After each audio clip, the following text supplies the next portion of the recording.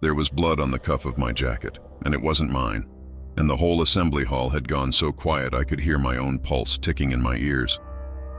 I was standing on a floor made of black glass that showed my reflection twice, once right side up, once upside down, like the room itself couldn't decide if I belonged in it. Somebody had thrown a ceremonial mantle over my shoulders because I wasn't dressed for this. Wasn't dressed for any of this. The mantle didn't fit. It was cut for shoulders wider than mine, for a species whose arms bend at a joint humans don't have, and it hung off me like I was a kid playing dress-up in his father's coat.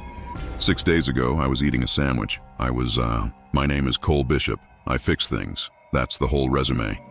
Environmental systems, mostly. Air scrubbers, water reclaimers, the unglamorous guts that keep a station breathing. 6 days ago, I was a maintenance tech on Threshold Station, the human liaison outpost bolted onto the ass end of conquered space, and my biggest problem was a coolant line that kept icing over in Bay 4. I had 40 minutes for lunch.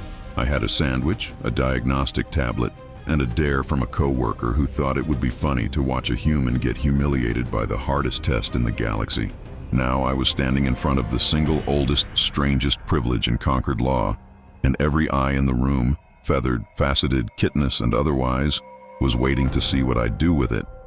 I didn't know yet. That's the truth. I want to tell you I walked in with a plan. I didn't.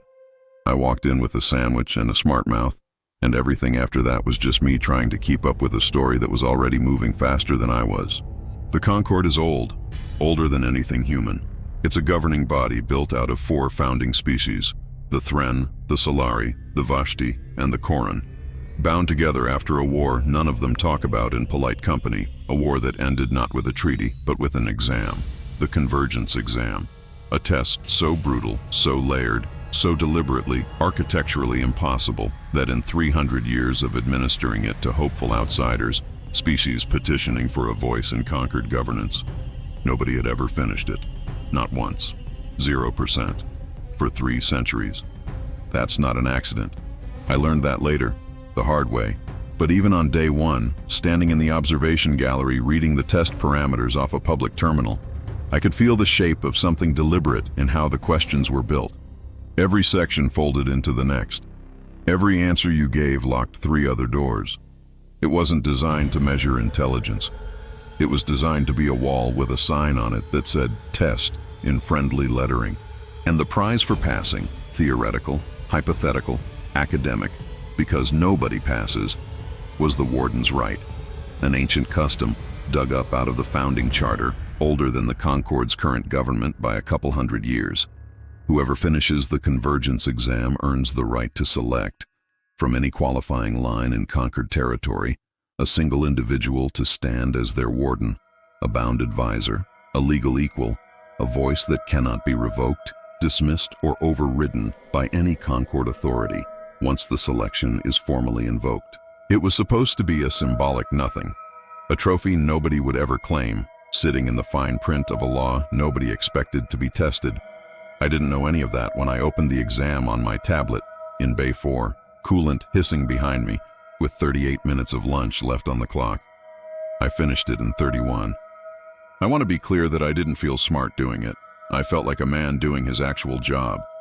The exam's impossible logic gates were built the way Concorde bureaucracy is built, all interlocking permissions and circular dependencies, and I spend my whole life untangling systems exactly like that, except mine are made of pipe and wire instead of language.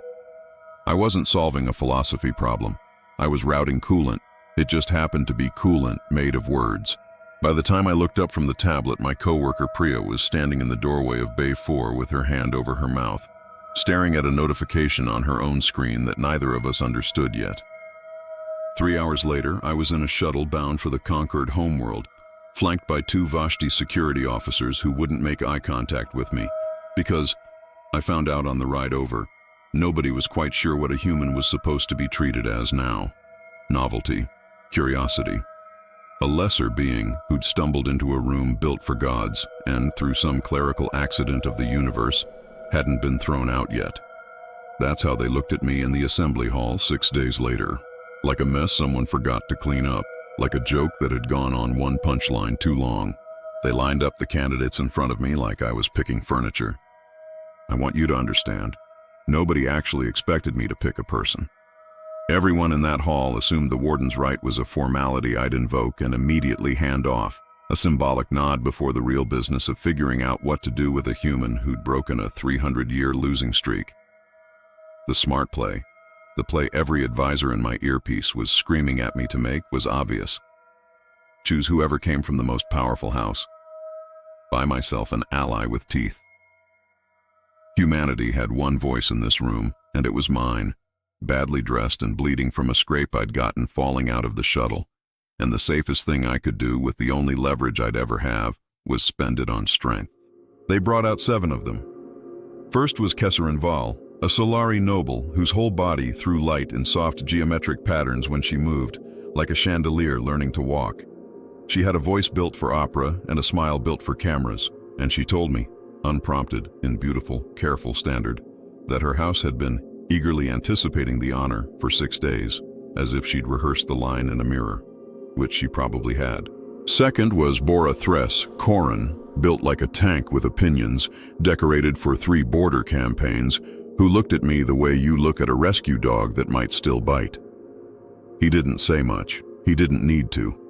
Everyone in the room already knew what a Corin war name was worth.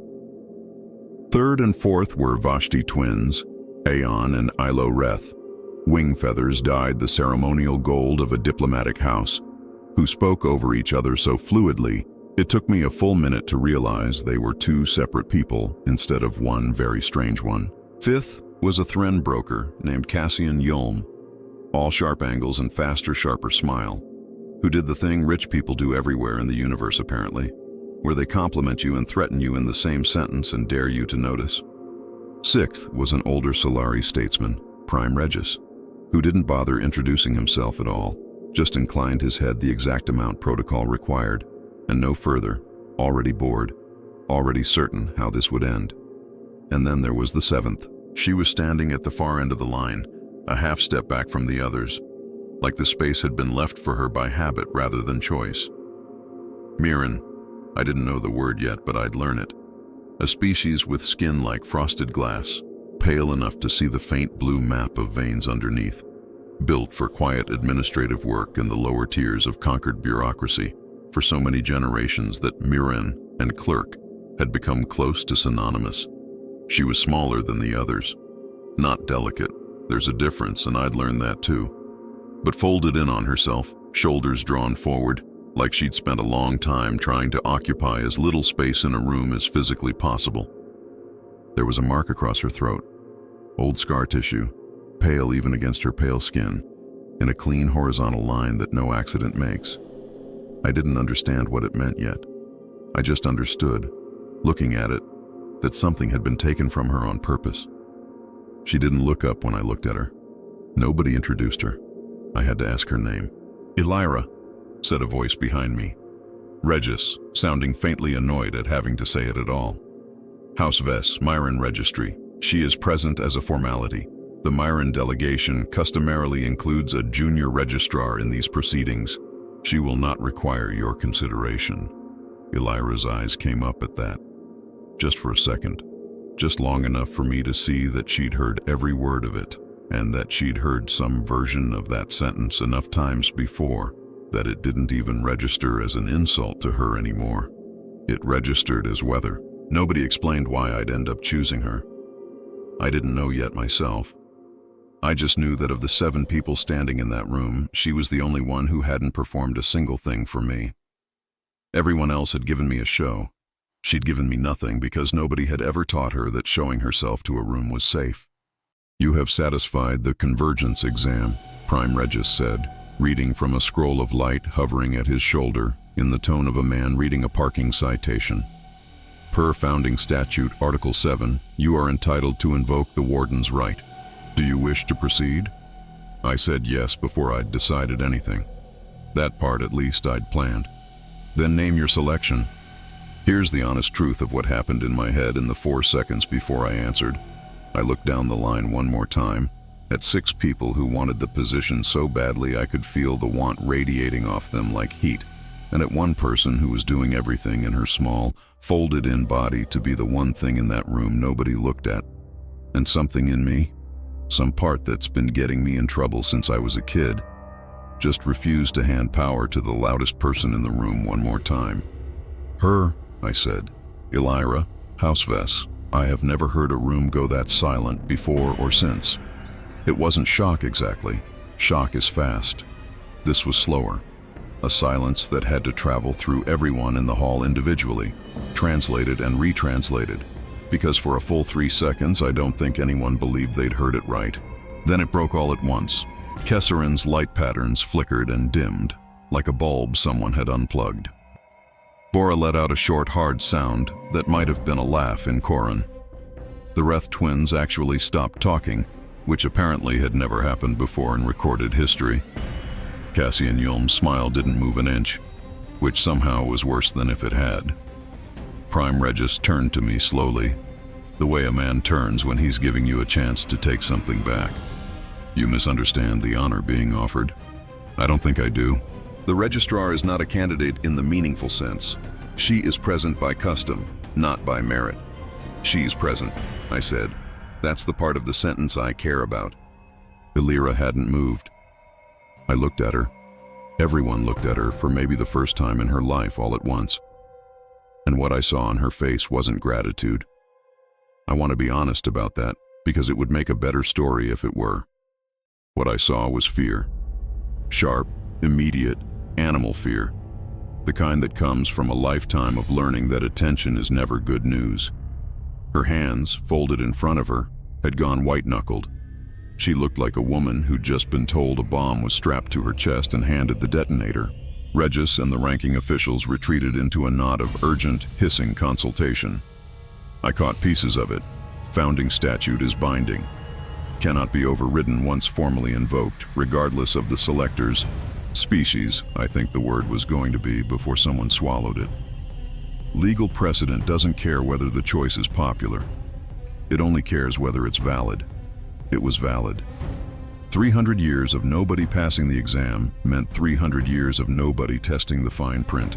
And the fine print, it turned out, had teeth. Tradition won. It always does, when the alternative is admitting the law doesn't mean what it says. "So it is recorded," Regis said at last, each word dragged out of him like a splinter. "Elira of House Vess is named warden to the human Cole Bishop by right of the Convergence." I looked at her one more time. She still hadn't spoken a word. My advisor caught up with me 40 minutes later in a hallway lit the pale gold of Concord architecture, moving fast enough that her shoes clicked like gunfire on the glass floor. Her name was Priya. She'd flown in with me, appointed as human liaison staff the moment the exam result made it up the chain.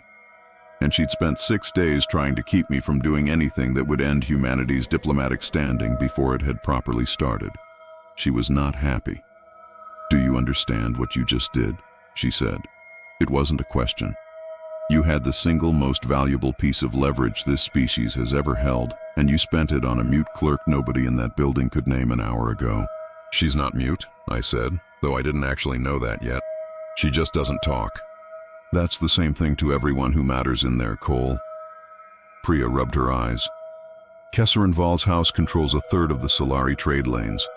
Bora Thress could have put a Koran fleet at our back before the end of the month. You had 6 people in that room who could have made humanity untouchable for a generation, and you picked the one person with 0 political capital, 0 allies, and, from what I'm hearing already, an entire faction of her own species that would rather she disappear. Why? I don't know why. Nobody's telling me why. That's the point. You just took the single asset this species has and handed it to a woman with a target on her that predates you by years. And now, by law, that target is on you too." She wasn't wrong, and I didn't have an answer that would have made her feel better, so I didn't try to give her one. She left angrier than she'd arrived, which I understood. She had a species to protect, and I'd just made her job harder out of a feeling I couldn't fully justify yet. They moved Elira and me into new quarters that night. I want to describe them accurately, because the pettiness of it told me more than anything Regis had said out loud. 2 rooms in a maintenance wing near the station's lower cargo levels, close enough to the recyclers that the air had a faint mineral tang to it. Furniture clearly pulled from storage rather than issued fresh. A single shared washroom with a door that didn't seal all the way. It was the kind of housing you give people you're hoping will get bored and leave. Elira didn't say a word while the porters set down her single case of belongings. She looked at the room the way you look at weather. Not with disappointment, because disappointment requires expecting better. She'd clearly never expected better. I understood, standing in that half-lit hallway with a scraped elbow and a diplomatic crisis and a woman who wouldn't meet my eyes, that whatever protection I thought I had 6 days ago was gone. No house wanted us. No faction claimed us. We were, both of us, exactly where nobody with power was watching. I didn't know yet that this was precisely where I needed to be.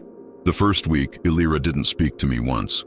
She had a notebook, real paper, which surprised me in a world of light screens and neural interfaces, its pages soft at the edges from years of handling, and a stylus of dark ink she used with a precision that told me she'd been forced to develop beautiful handwriting as some kind of compensation for a voice she wasn't allowed to use. I later learned the Myron communicate in 3 registers: full vocal speech, which for her had been surgically foreclosed, a formal hand-signed dialect used in bureaucratic settings, and writing, which she trusted the way some people trust silence, because it couldn't be twisted in the retelling. I talked enough for both of us that first week. I've never been good with silence, and I wasn't about to start being good at it in a room that smelled like recycled coolant with a woman who flinched faintly every time I moved too fast. So I filled the air. I told her about Earth, not the postcard version, the real one, the one with traffic and bad coffee and my mother's garden that never grew tomatoes right, no matter how many times she tried.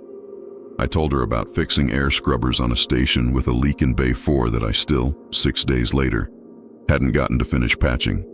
I told her stupid things. I told her true things. I never asked her to answer, because I'd figured out fast that every question I asked landed on her like a test she was afraid to fail. She started writing on the 4th night. Not in response to anything I'd said. I'd been talking about my mother's tomatoes, of all things. She just slid the notebook across the shared table between our rooms. A single line in careful, looping script.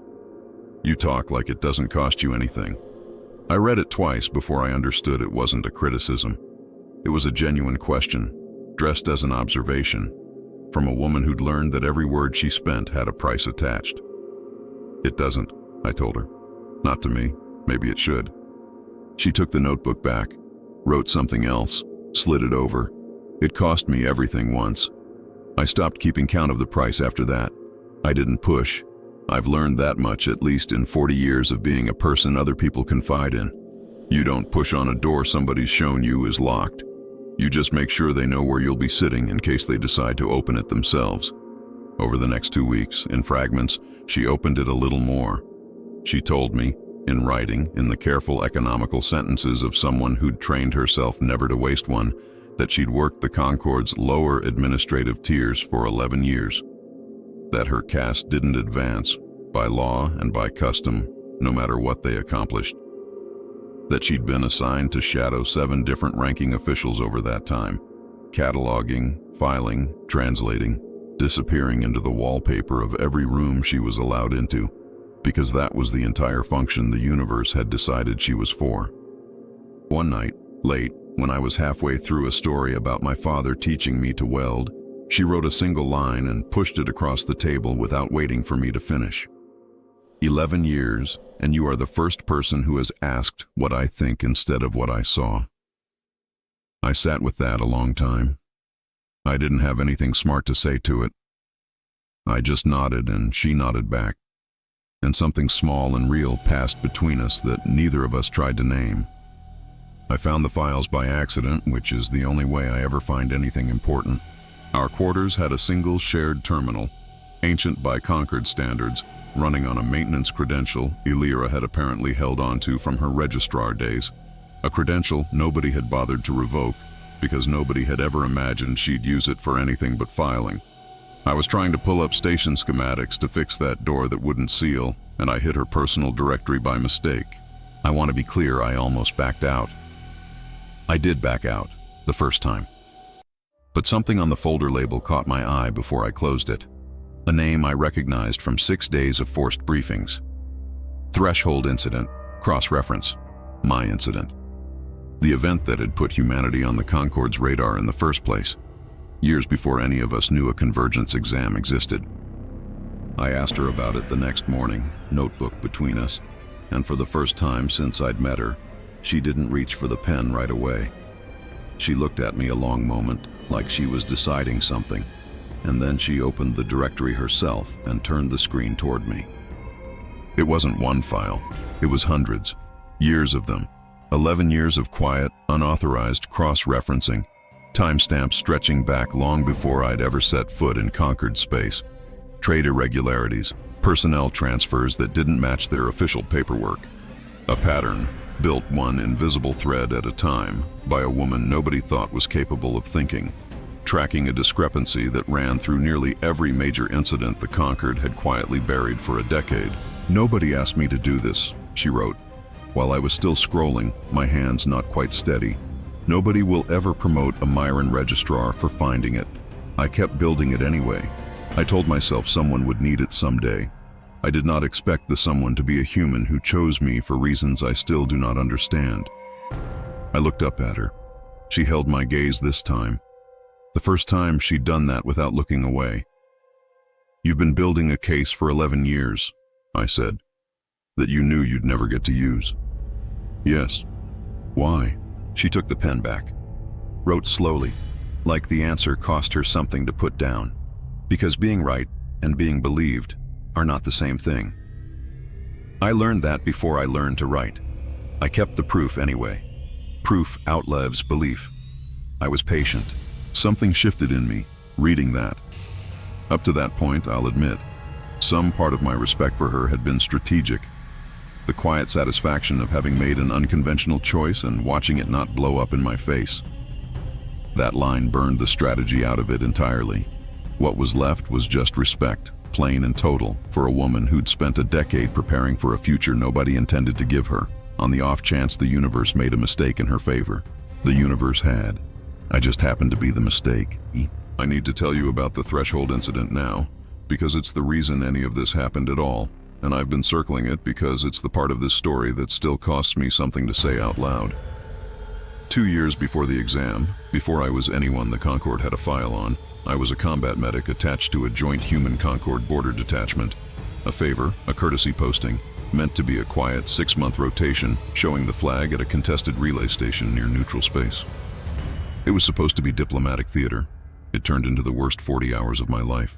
A raiding force hit the relay, deniable, unmarked. The kind of attack every one official swears afterward could not possibly have come from inside Concorde territory. We were outnumbered something like 6 to 1. I'm not going to describe the whole 40 hours to you, because some of it isn't mine to narrate. It belongs to people who didn't walk away from that station. And I've made a promise to myself not to turn their deaths into a good scene in somebody's story. What I'll tell you is this. It wasn't glory.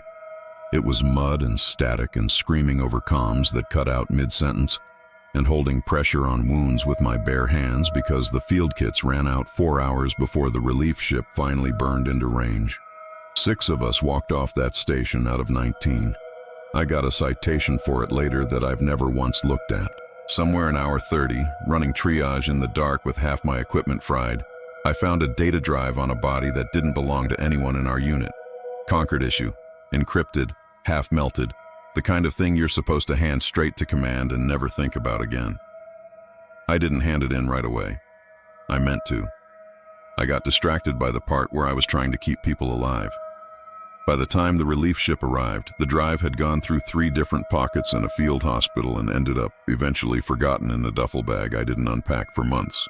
When I finally did open it, bored, curious, half drunk on the anniversary of the worst night of my life, I found fragments, corrupted, partial, useless on their own, manifests that didn't match the official casualty reports, a supply routing that ran the unmarked raiders' equipment back through a Concorde military logistics chain that had no business touching it, a name, half legible, belonging to someone senior enough that I didn't recognize it because I wasn't senior enough myself to know who mattered.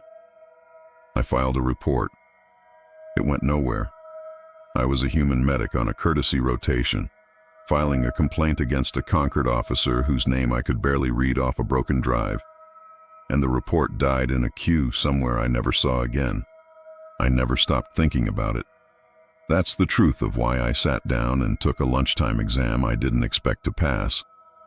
Some part of me, some stubborn splinter, wanted a door into that world that nobody could shut on me the way they'd shut that report. And when I stood in that assembly hall and looked down a line of 7 candidates, one thought moved under everything else, quiet and certain. Whoever did this to my people, they wouldn't expect me to pick the person with no power at all. Elira was the one person in that room who could not possibly be protecting the man I was looking for. She had no access, no proximity, no reason to shield him.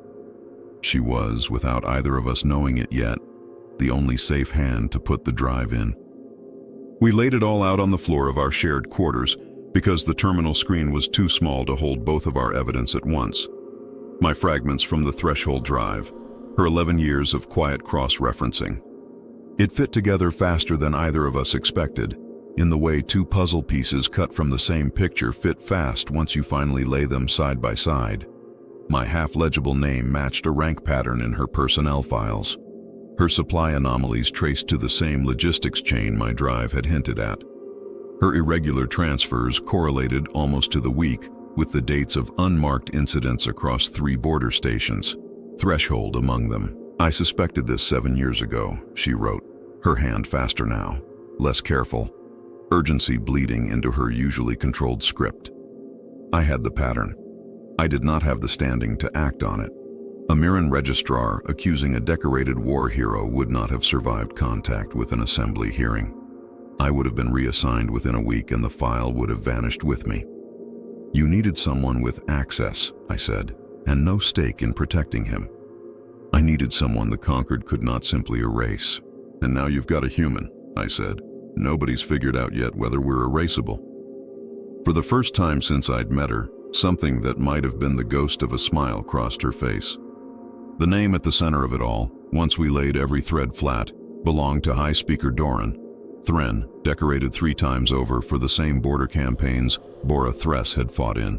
A war hero with a public record so clean it practically glowed, the kind of figure children in 3 species were taught to admire in school. He'd been quietly running unmarked raids against contested relays for over a decade, we now believed, laundering the profits and the political capital both, using the resulting threats to justify military budgets his faction controlled and to keep the Concord's border postures exactly where he wanted them. Threshold had been one operation among many. It had simply been the one where a tired human medic pocketed a data drive he wasn't supposed to find. There is one more thing, Elira wrote, and her hand went still over the page for a long moment before she finished the sentence. The mark on my throat. It was not an accident, and it was not discipline for a crime I committed. 11 years ago, I asked a question in a closed session that I was not supposed to be able to understand. Doran was in that room. Within a month, I no longer had a voice to ask questions with. I didn't say anything for a while. There wasn't anything to say that wouldn't have been smaller than what she'd just told me. Then we finish it, I said finally. Both reasons, yours and mine. She nodded, and for the first time it wasn't a nod that folded her smaller. It was a nod that squared her shoulders. Doran found us 3 nights later, which told us, immediately and badly, that he'd known what we were building the whole time. He came alone, which was somehow worse than if he'd brought guards.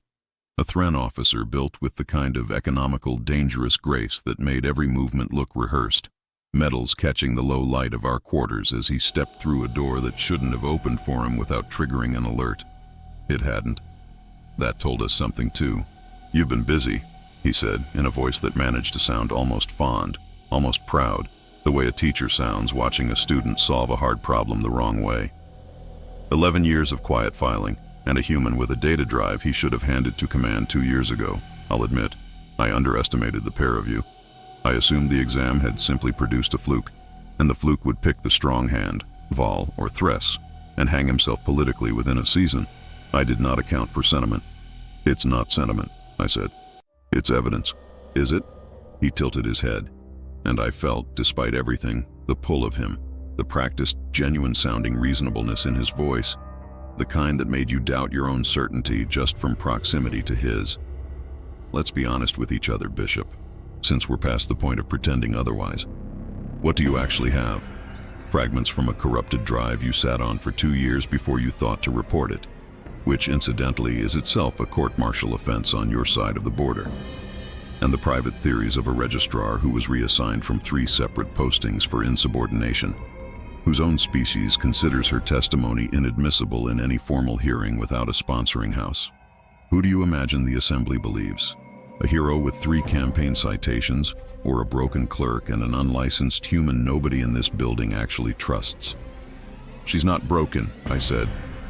She is exactly what 11 years of this institution made her, Doran said, not unkindly, which was the cruelest part of it. I didn't do that to her, Bishop. The system did. I only ever made use of what the system already believed about her. That's not villainy. That's leadership. You use the tools the world hands you. He looked at Elira, and for just a second, something colder moved behind his eyes. I would have thought you'd understand that particular lesson better than anyone in this room. Elira didn't flinch. I want that on record. She didn't flinch, and she didn't reach for the notebook either. She just looked at him, steady, and something in her stillness made him look away first. Just barely, just for a fraction of a second before he caught himself. The Assembly seals the border treaty in 60 hours, Doran said, turning back to me, all warmth gone now, business restored. After that, my logistics command becomes permanent under the new charter, unreviewable for a decade.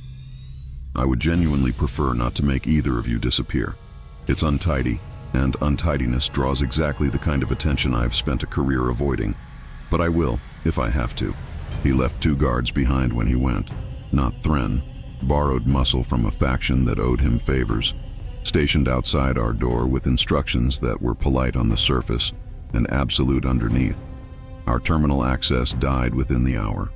Our evidence, backed up in exactly one place neither of us had trusted enough to duplicate elsewhere, sat locked behind a door we no longer controlled, 60 hours from a treaty that would make the truth legally irrelevant forever. There's a way out, Elira wrote, the first thing she put down once the guard's footsteps faded from outside the door. That isn't through that door. I spent 11 years walking places nobody watched me walk, she added when I looked at her. Because nobody watches a registrar. I know this station's service architecture better than the engineers who built it. She led. I followed. That's the honest shape of the next 6 hours. A Mirren woman who'd spent over a decade memorizing the unglamorous, unwatched skeleton of a building nobody thought worth watching her walk through, guiding a human medic with 2 years of border station combat instinct through a route that existed nowhere on any official schematic. Maintenance shafts too narrow for Thren security to comfortably follow. A cargo lift with a manual override only registrars were trained to use because it was beneath anyone else's notice. A stretch of corridor behind the lower kitchens where the guard rotation left an 11-minute gap every cycle, a gap she knew because she'd once spent a year cataloging food waste for a report nobody ever read. I handled the 2 places where knowing the architecture wasn't enough, a checkpoint we couldn't route around, where 2 of Doran's borrowed guards stood between us and the archive we needed to reach. I'm not going to dress that part up. It was fast, ugly, and over in under a minute, the kind of thing 2 years on a border relay teaches you how to do without making a show of it. Elira didn't look away from it, and she didn't judge me for it either. She just kept moving the second it was done because she understood, better than almost anyone I've ever met, that survival doesn't leave room for flinching afterward. Neither of us could have made that run alone. I had the ability to clear a checkpoint. She had the only map that made clearing it worth anything. Every door that mattered, we opened together. One skill laid directly against the other's gap, until we were standing in front of the archive terminal with 40 minutes left before the guard rotation would notice we were gone. We didn't just recover the files. Elira, moving fast, found something Doran himself hadn't known was sitting in the archive's older records. A secondary log, decades old, filed under a clerical code so obscure only a registrar would think to check it, that placed Doran's early command career at the site of an earlier unmarked incident. Years before Threshold. Years before any of the raids we already knew about. The pattern went back further than either of us had guessed. It wasn't a decade of quiet corruption. It was a career built on it. We reached the assembly hall with 11 minutes to spare before the treaty session opened, evidence in hand. Two of Doran's guards, no doubt already reporting our escape behind us. The doors to the hall were sealed for the treaty proceeding, guarded by Concord security who had no reason yet to stop two people with valid station credentials from walking through. Doran's containment had been quiet, off the books, the kind of thing that couldn't survive daylight without exposing him, and we used that against him without either of us saying it out loud. Prime Regis was mid-address when we entered, the whole assembly arranged in its formal half-circle. Doran seated in a place of honor near the dais, 3 campaign medals catching the light. The room turned when the doors opened. I watched Doran's face for the half-second before he mastered it, and for that half-second I saw something that hadn't been there in our quarters 3 nights before. Real, unguarded fear. Elira walked to the center of the floor. Not me. Her. I want to be precise about that, because it matters. I stayed a half-step back, the way she'd stood at the end of that candidate line 6 weeks ago, except this time it wasn't invisibility. It was her choice. She raised her hands and began to sign. The formal register, the one built for exactly this kind of chamber, and beside her a translation drone rendered it into standard for the whole hall to hear, word by word, in a flat mechanical voice that somehow made the content land harder, not softer. I have not spoken in this chamber in 11 years, the drone rendered. The last time I attempted to, it cost me my voice. I am aware of what it may cost me to attempt it again. I am choosing to attempt it anyway. The room didn't move. Regis, mid-gesture at the podium, simply stopped. I have evidence, she signed, that High Speaker Doran has orchestrated unmarked raids against Concord border relays for a period exceeding 14 years. Using the resulting instability to secure military logistics authority, he then diverted for personal and factional gain. I have the pattern. I have the dates. I have the names of the dead at each site, cross-referenced against the supply chains that armed the people who killed them. She didn't plead. That's the thing I want you to understand about that moment. There was no pleading in it at all, no raised voice, no theatrical grief. She laid it out precisely, evidence first, the way she'd have filed any report in 11 years of being nobody, except this time the room had no choice but to listen, because the law that put me in that hall 6 weeks ago meant her voice, once raised through the warden's bond, could not be dismissed as a formality anymore. The shock in the room wasn't spectacle. It was quieter than that. The specific, stunned disbelief of several hundred powerful people simultaneously realizing they'd spent 11 years walking past the one person in the building who'd actually been paying attention. Doran rose to his own defense with the composure of a man who'd survived worse rooms than this one. A moving performance, he said, and I'll give him this. His voice didn't shake, not once, not through any of it. From a registrar with a documented history of insubordination, presenting theories she has, by her own admission, held for 11 years without once bringing them through proper channels. I asked the assembly to consider why. Perhaps because there was never anything to bring. He turned, slow, deliberate, playing to the whole half-circle now. I have spent a career protecting this Concord's borders with my own body, 3 times. At cost this chamber has decorated me for. I will not apologize for having made hard decisions in defense of stability that a clerk, safe behind a desk, was never required to make. It was a good speech. I want to be honest about that too, because the genre this story belongs to likes its villains cartoonish, and Doran wasn't, not until the very end. For one long moment, I watched half the room's faces soften toward him, watched decades of hero worship do exactly what he was counting on it to do. Elira let him finish.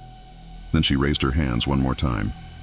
On the night of the incident that cost me my voice, the drone translated, and something in her signing had gone very still, very controlled.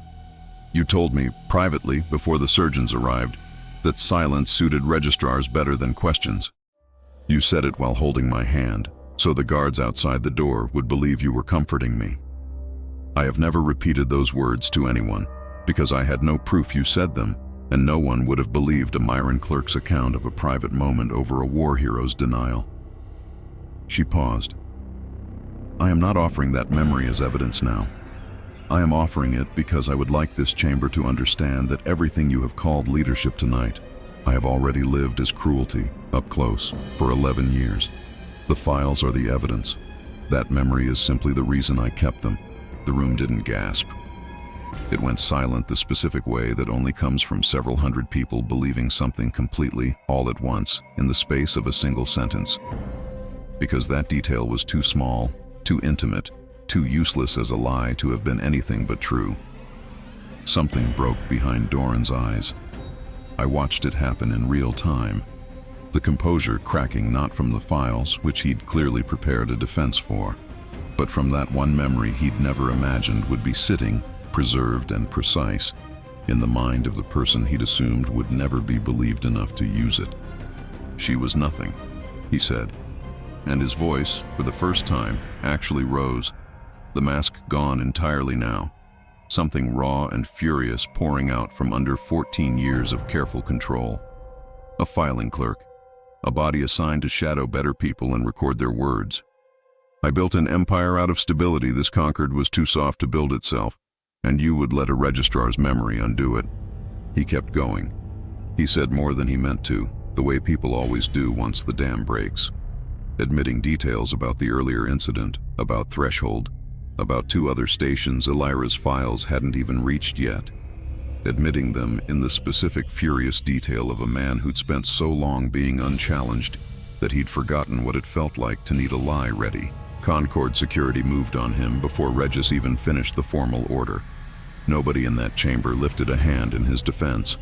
Bora Thress, who I'd have bet money would side with a fellow war hero on reflex, was the first to step back and let the guards through. They held the investiture 8 days later, in the same assembly hall, on the same black glass floor. Elira stood where I'd stood 6 weeks before, except this time the mantle they draped over her shoulders had been cut to fit. Someone had finally, for the first time in her life, measured her before deciding what she should wear. She didn't cover the mark on her throat. I want to make sure that detail lands because she could have. There were ceremonial collars available, high enough to hide old scars from a room that had spent a decade pretending not to see them. She chose the open collar instead. She stood in front of every house that had once called her a formality, in front of the empty seat where Doran should have been, and she let them look. Prime Regis, humbled now, careful now, a man who'd learned an expensive lesson about who deserves a title, read the formal elevation. Registrar Elira of House Vess became Warden Elira, first of her caste in 3 centuries to hold formal standing within the conquered assembly, a position no future Doran would be able to erase with a scalpel and a closed door. She spoke once more, at the end, in the sign register, translated live for the room. It was short. She'd never wasted a word in her life, and she wasn't about to start. For 11 years, I was told my worth was measured by how quietly I could occupy a room.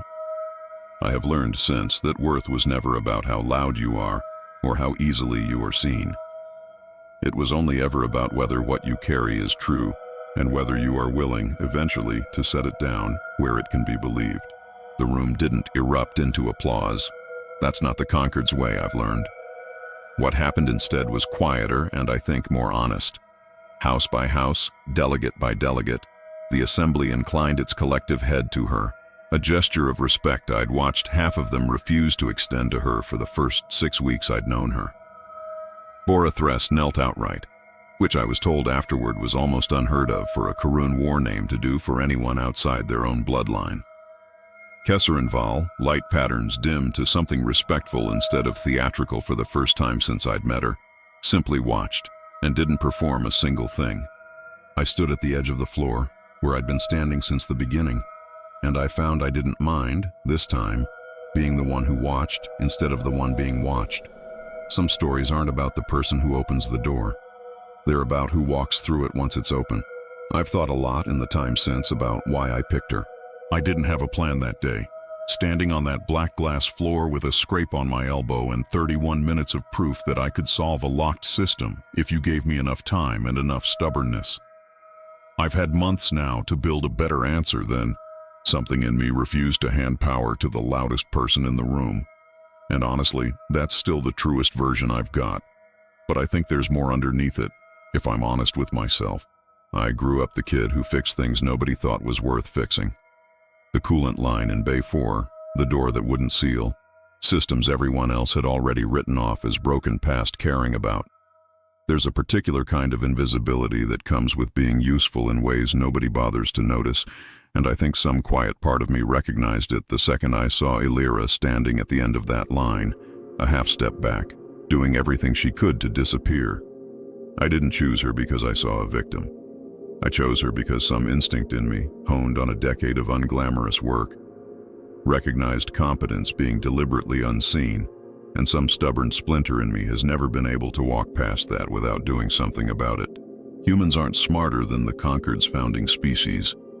I want to be clear about that because I think it would be easy to walk away from a story like this thinking that's the lesson. We're not. What we are, maybe, is less trained to look away from the person nobody's watching, because for most of our history, most of us have been that person, at one point or another, in one room or another. Elira spent 11 years being told her worth was measured by the noise she didn't make. I spent a career fixing things nobody thought was worth the attention. We recognized each other before either of us had the words for why. The treaty session, when it finally went forward 2 weeks later than scheduled, looked nothing like the one Doran had built his career toward. Elira sat at the table this time, not filing minutes at the edge of it. I sat beside her, the only human voice at a table built for 4 founding species, and now, finally, a 5th clerk cast that had spent 300 years being told they didn't belong in the room. Some doors don't open because someone kicks them down. Some open because, for the first time, somebody bothers to check whether they were locked at all. If you want to know what happens next, what a human warden's right does to 300 years of Concord tradition once word gets out that the exam's been passed a second time, stick around. I've got a feeling this is only the beginning of a much longer, much stranger story.